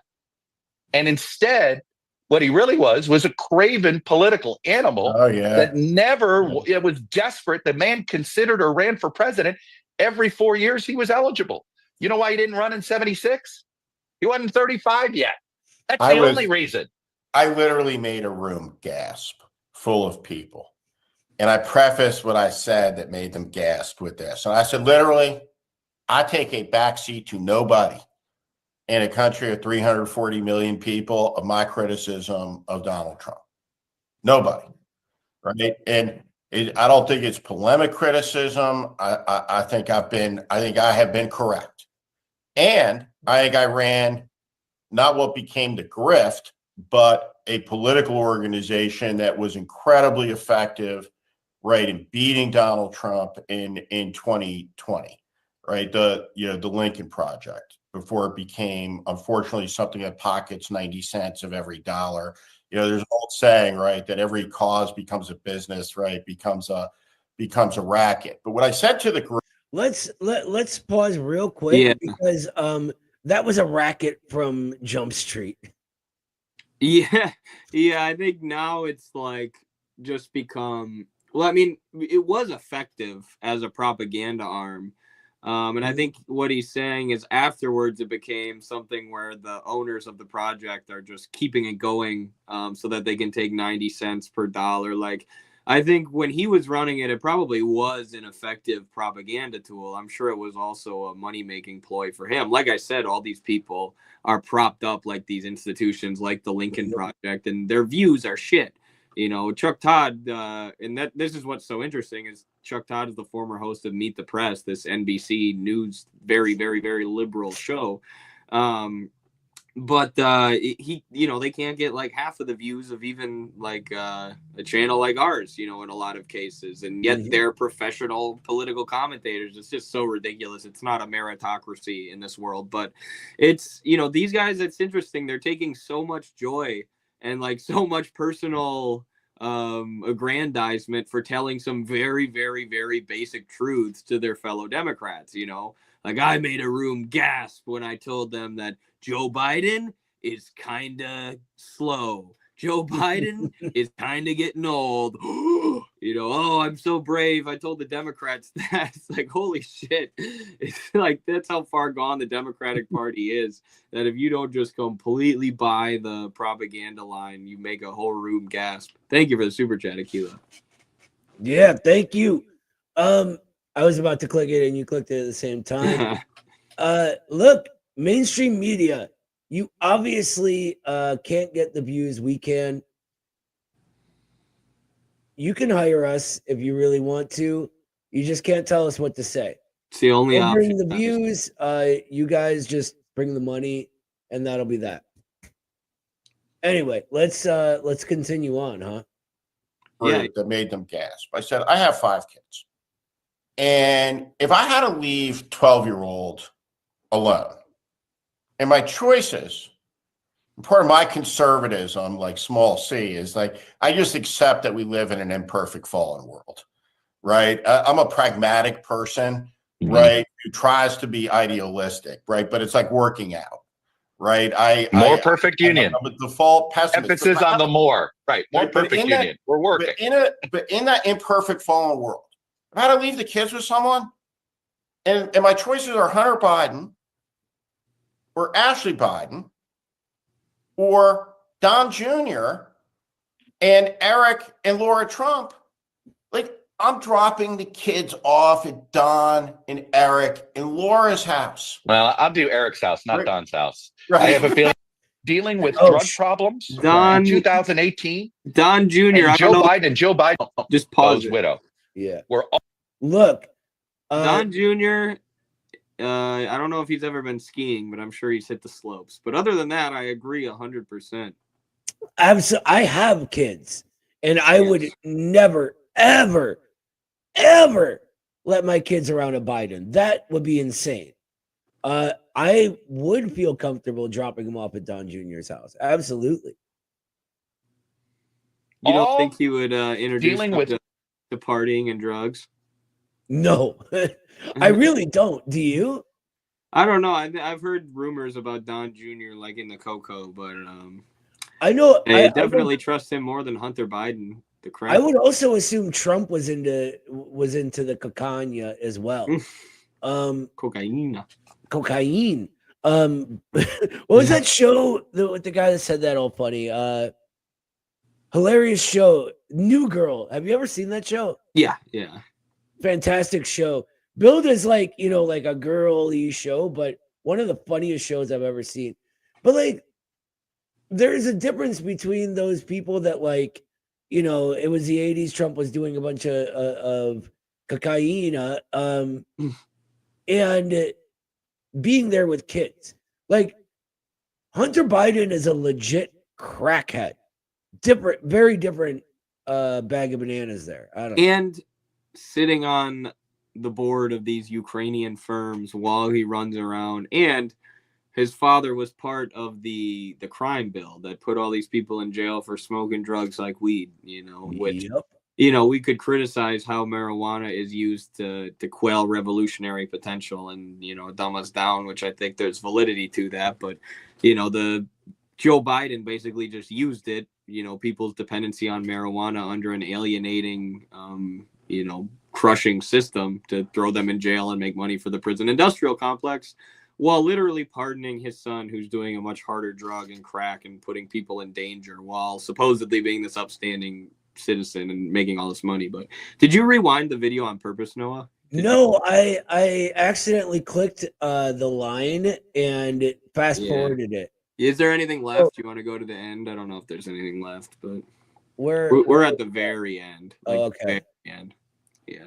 Off at Don and Eric in Laura's house. Well, I'll do Eric's house, not Don's house. Right. I have a feeling. I have a feeling Don and Hunter have the same problem. Okay. For overnight. No, that was it. Mm-hmm. Opium is just the other opium of the masses. Yeah, exactly. Someone said, what would happen if drugs became illegal tomorrow? There'd be a revolution. I heard someone say that recently, and I think it's accurate or close to accurate.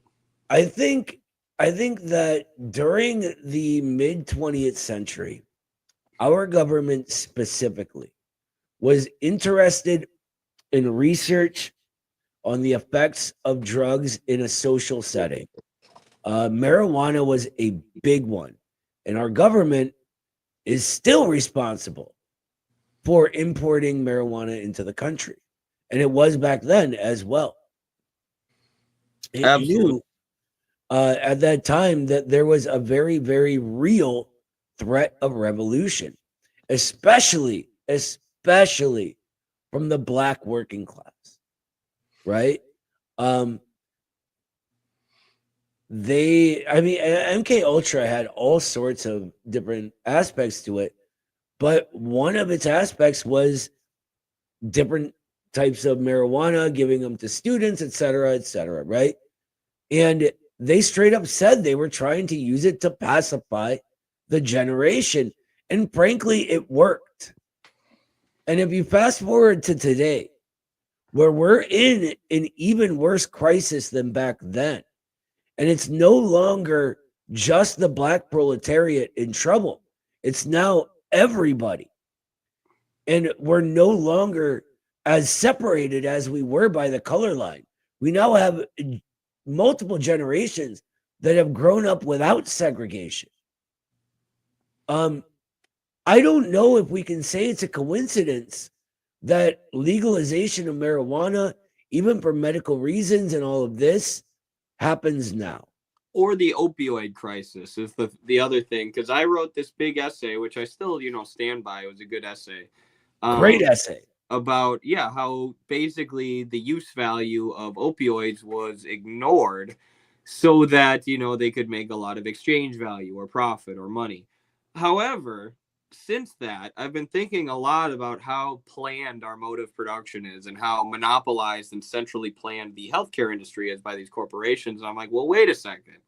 This opens another door of inquiry.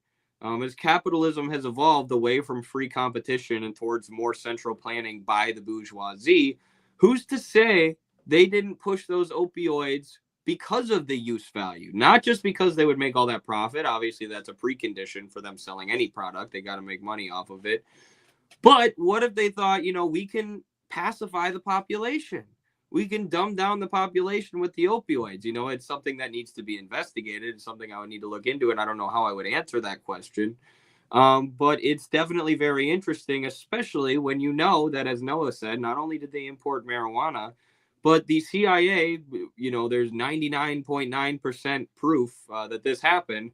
They were facilitating the sale of crack cocaine from the Contras, these fascists in Nicaragua who eventually overthrew the Sandinistas, and then the Sandinistas took power back in 6 years, or 6 years later. But in order to fund them, the CIA was shipping crack cocaine over to here and then giving them to drug dealers like Rick Ross, not the rapper, this big drug dealer named Rick Ross in LA, who would then push them in black communities, where they would also set up liquor stores and all this other bullshit.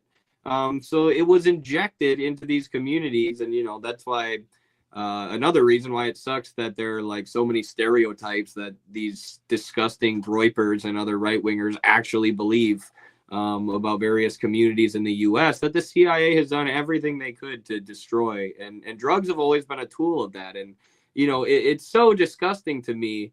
I don't talk about this a lot now because I'm a disciplined Marxist-Leninist, but I used to be like interested in psychedelics and the therapeutic effects of them and stuff.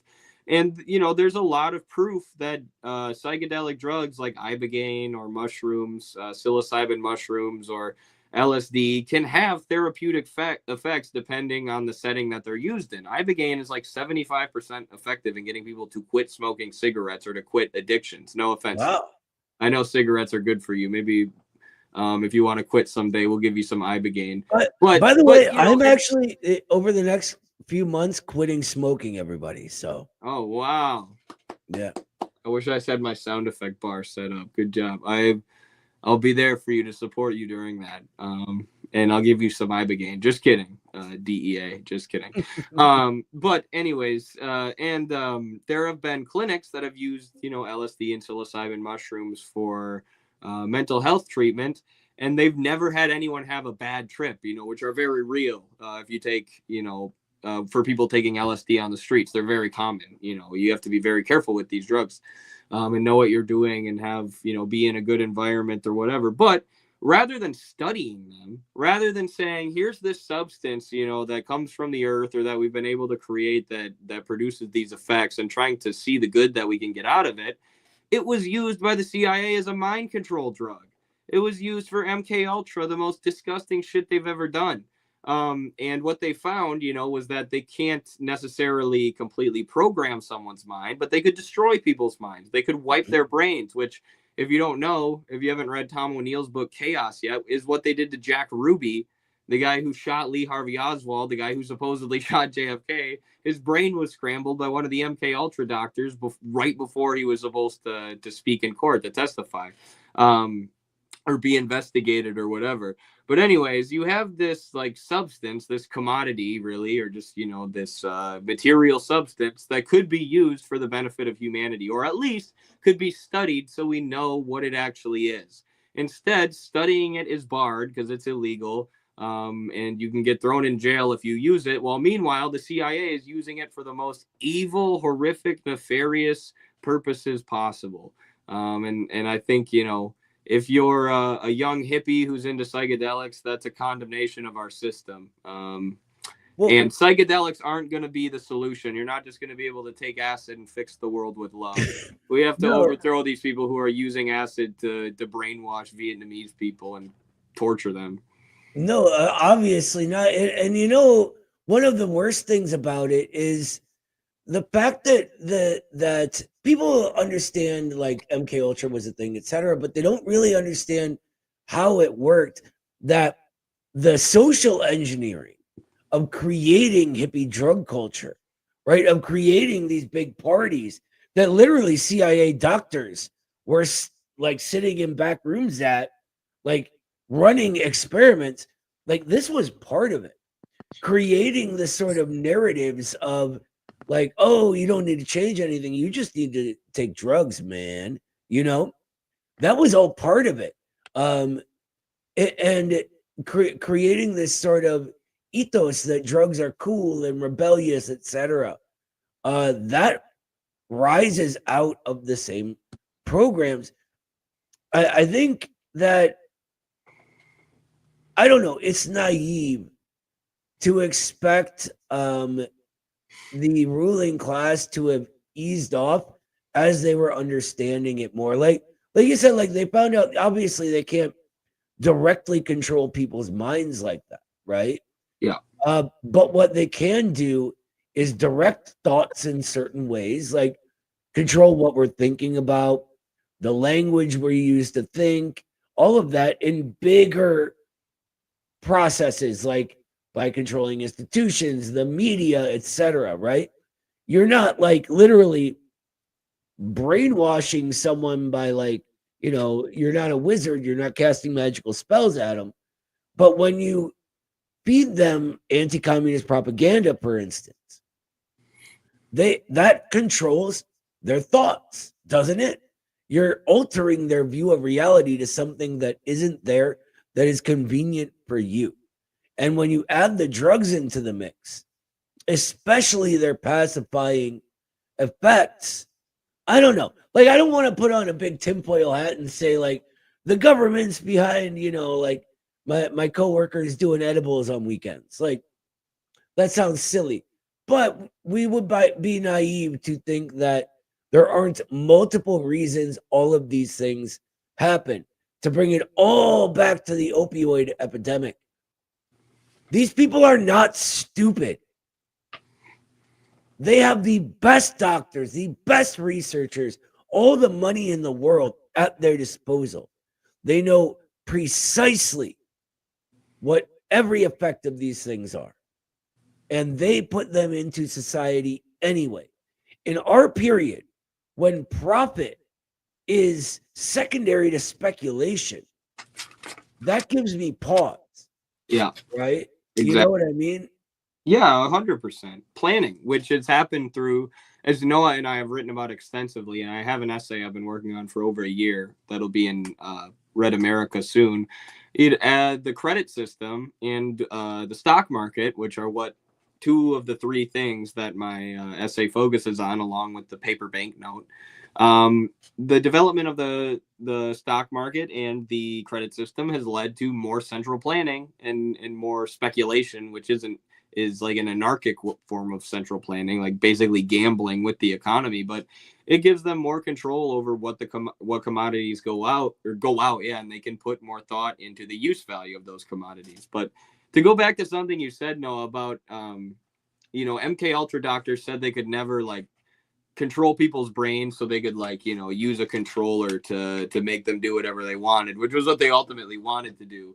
But what's interesting, to go back to Tom O'Neill's book Chaos, about Charles Manson, was that with specific people, mostly being like downtrodden people, hippies and drug addicts who had run away from home because they hated their parents and didn't have any money, Charles Manson was able to do what the MK Ultra project was all about. And for those who haven't read that book yet, he was absolutely part of MK Ultra. He was going to a psychological clinic multiple times a month where MK Ultra doctors were working and doing MK Ultra research. He was in San Francisco, the heart of or around San Francisco, the heart of where MK Ultra happened and the hippie psychedelic movement.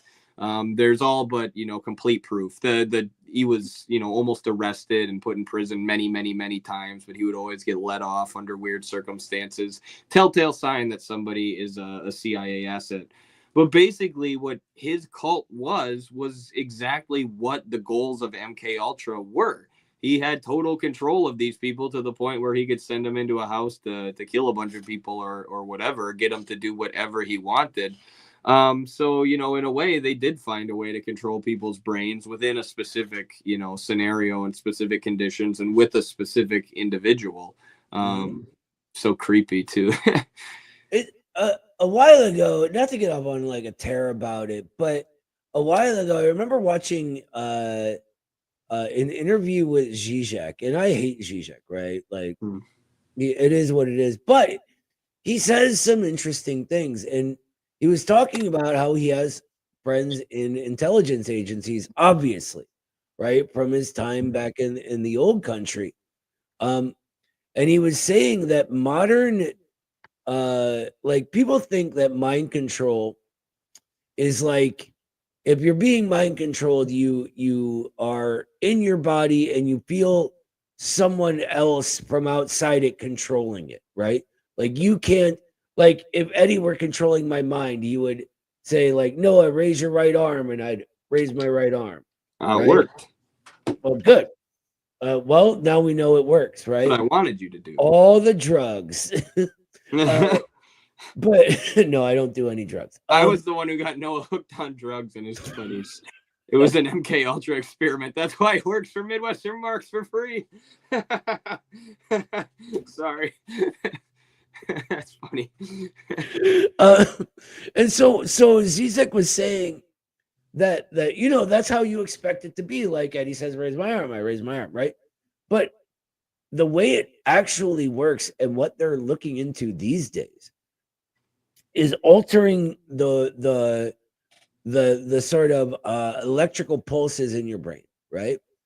So that the thought actually seems to occur to you naturally. Right? And that's what's really scary about some that. Edward Bernays shit. Yeah. Like, well, no. More like if someone were like altering your brainwaves, and it's, a combination of drugs and suggestion and blah, blah, blah.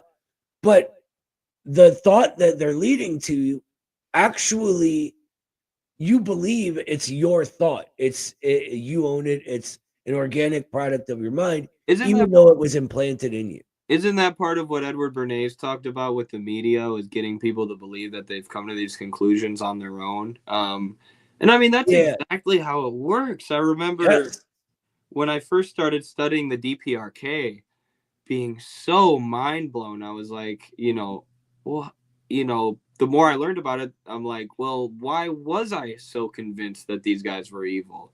What evidence was I even working off of? I was so confident and assured of my position that the DPRK was this evil totalitarian dictatorship. And it's the same way with people when you talk to them about the DPRK. Mm-hmm. And then you start to investigate it and be like, well, why do you think that? And they're like, well, basically just the media told me so. Haven't you seen The Interview, that Seth Rogen movie?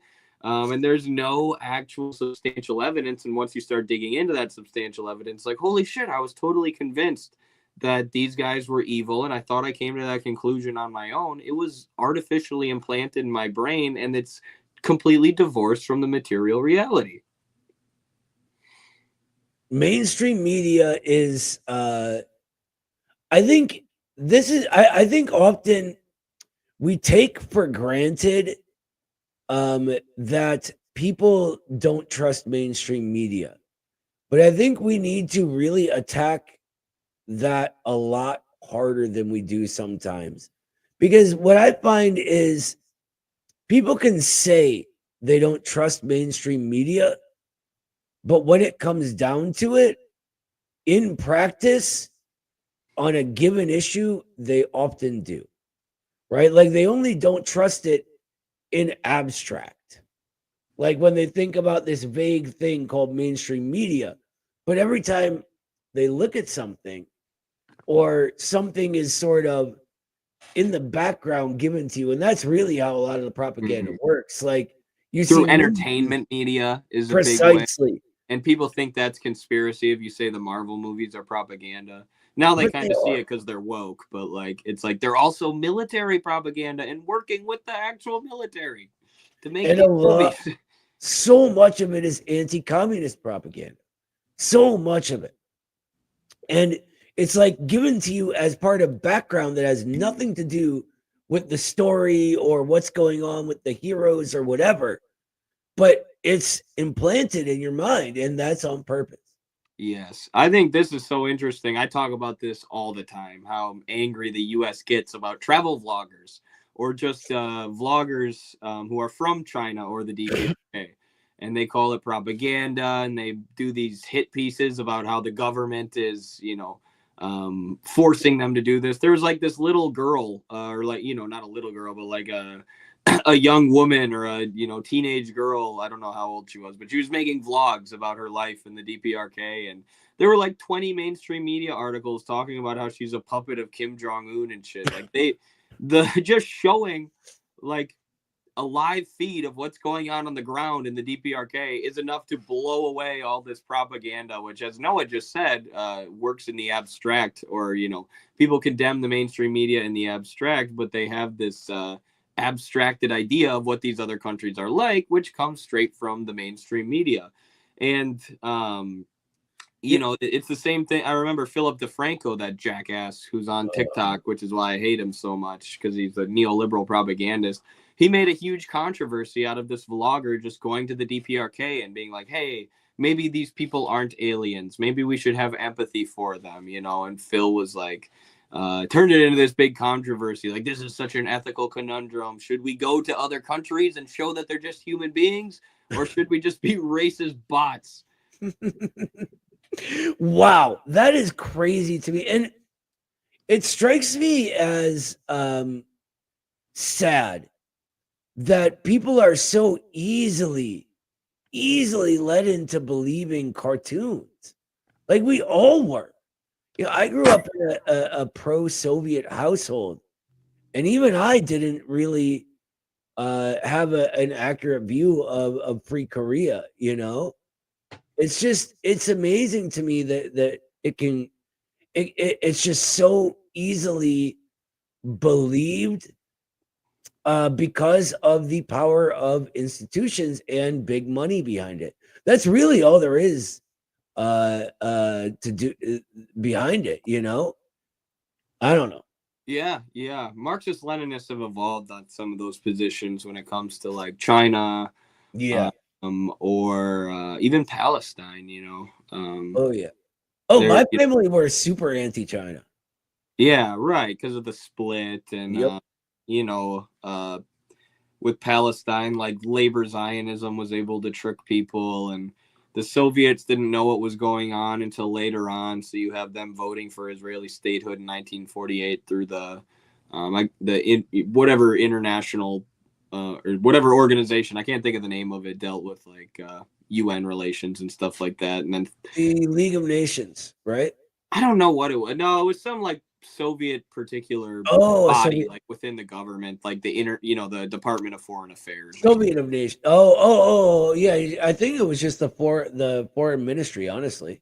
Yeah, the Soviet Foreign Ministry, that's what it was. Yeah, and then Stalin researched it, and you know they learned more about it and what was going on, and came out against it. Not as hard as like China, but anyways, the Marxist-Leninists have evolved on these issues, and like our evolution as Marxist theorists has been completely stunted in the West because of postmodernism and the Congress for Cultural Freedom.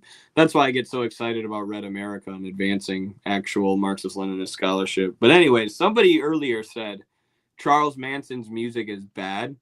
And I mean, I mostly agree, but like the MK Ultra project did give us one thing.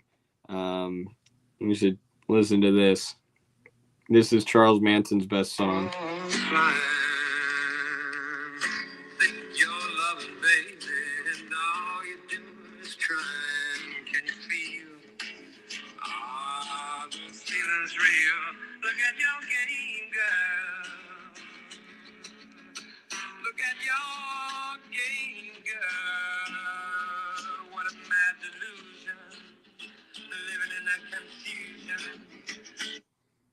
It's not as bad as I thought it was gonna be. Come on. I mean, I know he was an MK Ultra demon, but he made one good song. So you know, he was obsessed with the Beach Boys. Well, he was friends with one of them. Yeah, he knew one of them like very well. One of the Wilson brothers, I forget which one. Yes, they like hung out together, and then that was one of the things that was covered up in the Bugliosi trial. Was that he was such good friends with like high up people in Hollywood, including the Beach Boys, who were also connected to this shit. Mm-hmm. The Beach Boys thought like they were told they were going to be this like big like basically like a rival of the Beatles, and they asked the Beatles about them, and the Beatles had no idea who they were, which I think is kind of funny. I grew up learning that they were the Beatles' rivals. It was kind of like a industry plant. Yeah, it definitely was. By the way, speaking of Brian Wilson, it's funny that that's who it was. I've been doing these stupid little like true stories of Noah lately, right? And I did one where the ghost of Brian Wilson came to me. By the way, he's not dead. Yeah, that one's true though. I was there. It happened. Well, yeah, obviously you were there, but like people got very, very, very upset, saying like, dude, the Beach Boys would not talk to you. This is a lie. I'm like, well, first, it's about a ghost. Second, it's about a ghost of a guy that's not dead. I don't understand. I don't know. Well, it's because I commented and said this is real. I was there. It happened. So they believe that it actually happened, I think. Look, every one of those is super. Based. Yeah, it was Dennis Wilson, not Brian. I thought so. I thought it was. Okay. Yeah, same shit though. Anyway, yeah, that's it. That's all we got for today. Thanks for That's joining, y'all. To let you know what's coming up, patreon.com/MidwesternMarks. Best way to support us. acp.us and ACP Dono link if you want to get involved. Of course, we encourage everybody to do that. Thank you to all our super chatters and Michelle, who's a 4-month member. Appreciate all our members. Everybody who hung out and asked questions today. Looks like we got 7 super chats, including a big 25er. Thank you all for that. Still working on saving up money for a new computer. But other than that, on Wednesday, we will have the Eddie Liger Power Hour. I haven't decided what I'm doing it on yet, but it should be a good show. Then Carlos's The Cave will come out Friday, I believe. Hopefully we'll have a chance to do Midwestern Manifesto this weekend. I don't know, because once again, I have to travel 5 hours total for a wrestling tournament for the 3rd week in a row. But after that, I'll have a little bit of free time. And I got one thing. Yes. Tuesday, tomorrow. Oh, RBN tomorrow, probably at 5.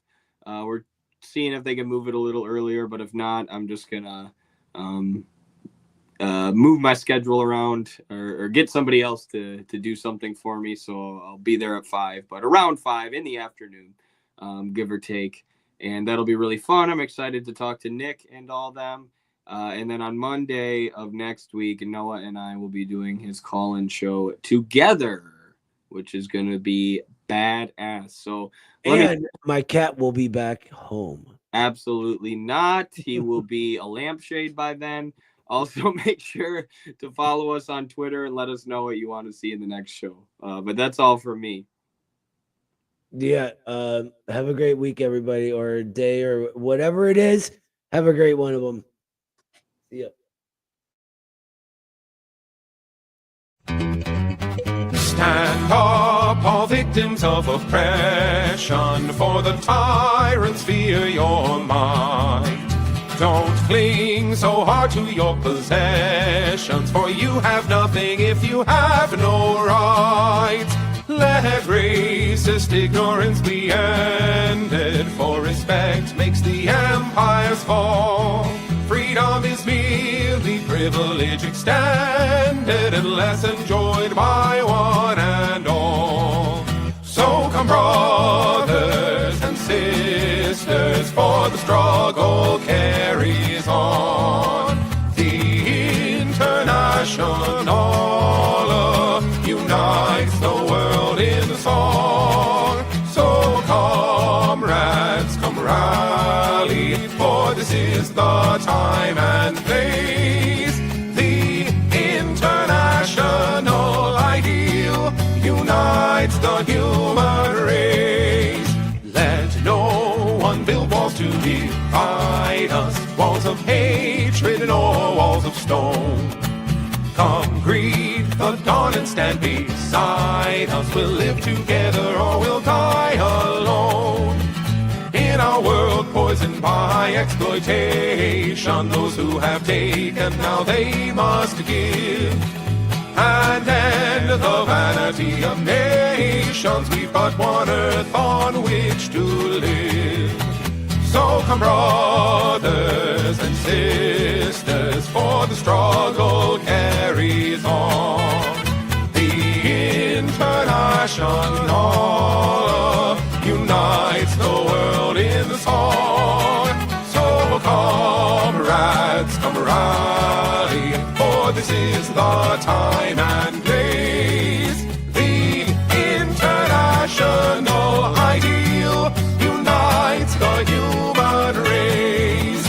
And so begins the final drama, in the streets and in the fields.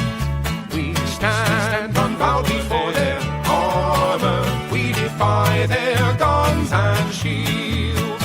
When we fight, provoked by their aggression, let us be inspired by life and love. For